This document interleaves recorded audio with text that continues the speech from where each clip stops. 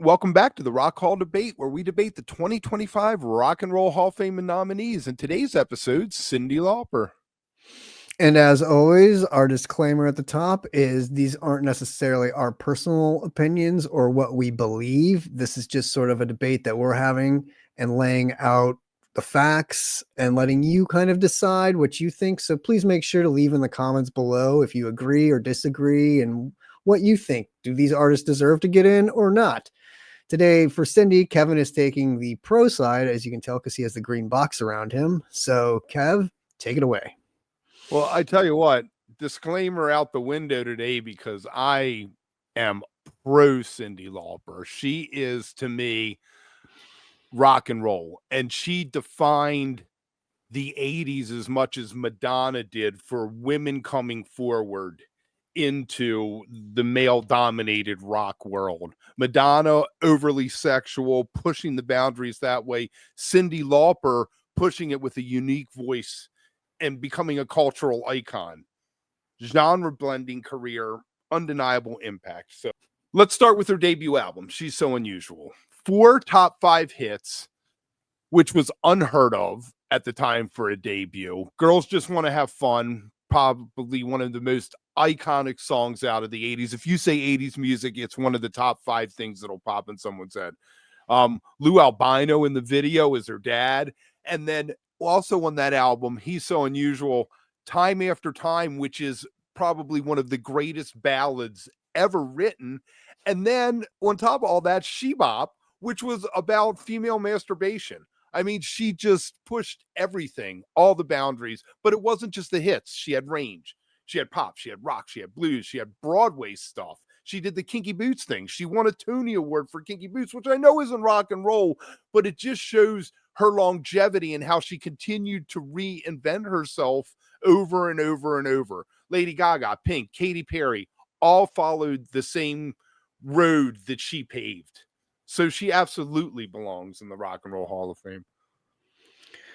She definitely crushes some of those criteria things that I've argued before, as in like influence, what came after her. She's definitely a direct influence on a lot of those things. She definitely had her own moment in the sun. I will say, I know you love punk, and she was definitely kind of that punk pop artist of the 80s, sort of that boundary pushing female artist where she kind of went a little bit further. I know Madonna gets a lot of the credit for being that, sort of that outcast feeling with her lyrics and her songs. But I think to your point is a good point that Cyndi Lauper really pushed some of those boundaries with some of those lyrics and some of those songs and who she was and what she did and the pink hair and the bracelets and all of that, sort of being that girl. But I will say a lot of her success was concentrated in the mid to late 80s She's So Unusual, as you mentioned, is really her only album. Commercial success, popularity success, radio play success. I mean, that's it. And I know you've argued before, what else have they done besides, one album or whatever?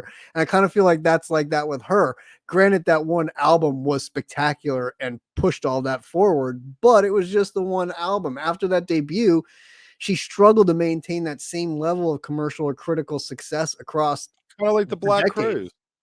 That's what I'm saying. It's kind of that same argument, right? Like but they at least kept cranking out albums that were commercially successful and were getting radio play and things like that. And I don't really know if she had a huge, following or whatever behind her. I know women loved her and 80s people loved her, but I don't feel like she still had that huge following that would, even today, if it would push her forward enough to be considered such an icon and such an influence on society or on, kids growing up and becoming rock stars or whatever they wanted to be from that time. And despite her pop culture presence, her music leans heavily into pop and sort of that synth pop and dance, which isn't exactly your traditional rock. And I know there is no definition for the Rock and Roll Hall of Fame, so I don't want to get into that argument, but it is a little bit unique with her pop style as opposed to like some of the other things.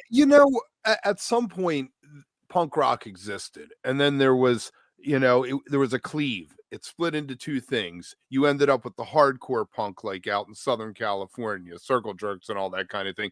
And you ended up with all the new wave stuff. And I think she followed in that new wave path, like the Go-Go's, which for better or worse, was probably more easily marketable for a female artist at that time. But she was the first woman to ever have 4 top 5 hits on an album. And I mean, like, without her, you wouldn't have had a Pink or a Lady Gaga who could totally embrace this wild, side of them. And, because the thing with, isn't Madonna already in? I mean, if Madonna's in, Cyndi Lauper kind of has to be in, even though I know you'd say Madonna had more hits over a longer period of time, but just that single influence, I think you could trace most female artists in the pop world to one of the two of them. I feel like Britney she's Spears right. would go to, Madonna, and Well, I feel like she's right there with artists like Madonna, Pat Benatar, Debbie Harry, Janet Jackson. Pat all of whom Benatar. Why is she not in there? Why is Pat Benatar not in the Rock and Roll Hall of Fame? Right, exactly. And those are, a couple of those are in, and again, like Pat's not, so you have those kind of people. And granted, they had more sustained and genre defining careers and broader influence and impact, I feel like, than Cyndi did, just with staying power. So it's hard to like put her on the level of a Madonna or a Debbie Harry or a Janet Jackson. But yes, while beloved and hugely beloved by her fan base, I think she's often seen as slightly behind those artists in terms of legacy and what she contributed to the scene and longevity and things like that. So I can see her being below that. Does she deserve to get in? I don't know if I can really argue yes to that. I think I have to stay on the con side here, because she even a lot of her material she didn't write, like Girls Just Want to Have Fun wasn't her track. Somebody else wrote that for her. Granted, she crushed it with the singing, but she didn't even write a lot of her songs. So as an artist, she kind of just filled in that singer zone, not even singer songwriter zone, just sort of Didn't a she write singer. Time After Time? I don't know if she did.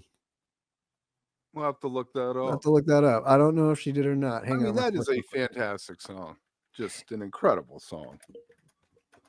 One of those things that holds more weight than other things. I would say that holds more weight for her getting in than, say, the Black Crowes, She Talks with Angels.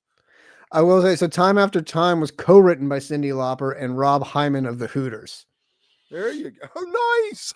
Now there's a piece of rock trivia for you. Right. The Hooters. God, I haven't heard that name in a decade. And I will say her impact, like you mentioned, but her impact on MTV, her impact on the LGBTQ community and advocacy for them, her fashion influence, her just style influence. Grant, you cannot argue that those kind of things are girl power came from all completely. that. She is an icon for sure. Is she a Hall of Famer? I don't know, but she is definitely a rock icon and a pop icon and an artistic icon. Whether or not she really deserves to get into the Hall of Fame, you let us know down in the comments when you're watching this. And we will be back tomorrow with Outcast. Make sure you like and subscribe. And if you're checking out the Discord, say hi if you're the first time over on the Discord, and we will see you tomorrow.